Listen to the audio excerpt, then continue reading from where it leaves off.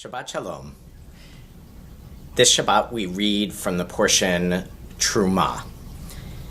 And aside from the very beginning of the portion, which has a lovely sentiment about all of the people bringing their gifts in a collective way to come together to build the Mishkan, the tabernacle, the holy space among the Israelites in the desert, the rest of the portion seems to be filled with almost irrelevant kind of information, very minute details about the design and makeup of the tabernacle, which, unless you're going out and building your own, might not feel so relevant.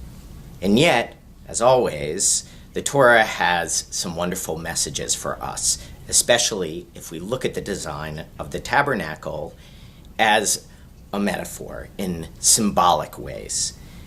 And one of the most beautiful images, I think, in the Torah can be found in those details in this portion. We're told that God will appear to the Israelites from the tabernacle, and while we might expect that God will appear on the altar where the sacrifices are given, or maybe in one of the holy spaces cordoned off by various curtains, no. We're told that God will appear in a very specific place, and this is this week's wonderful teaching for us. The tabernacle is described as having an ark. Many of you may remember this ark from Raiders of the Lost Ark, with two cherubs, golden creatures, on the top of it. We see that represented here on our ark that is found in our library. And we're told that God will appear in the space between those cherubs.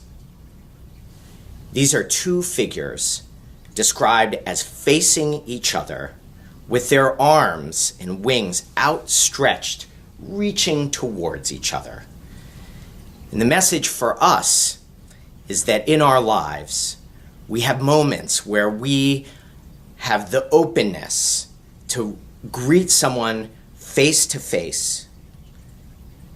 And in those moments, we may reach out towards each other in joy or a need or a simple human connection. And in those moments, when we reach out like those cherubs of the tabernacle, it is not just that we experience a sense of emotional, social connection, but it goes all the way to our core.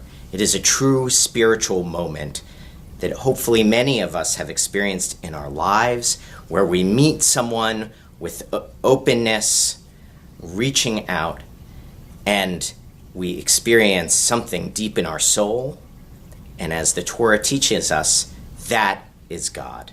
God appears in this moment of face-to-face open connection between two people. And so my Shabbat blessing and hope for all of us is that we will be strengthened and energized and supported by such moments in the upcoming week and, of course, throughout our lives. Shabbat Shalom.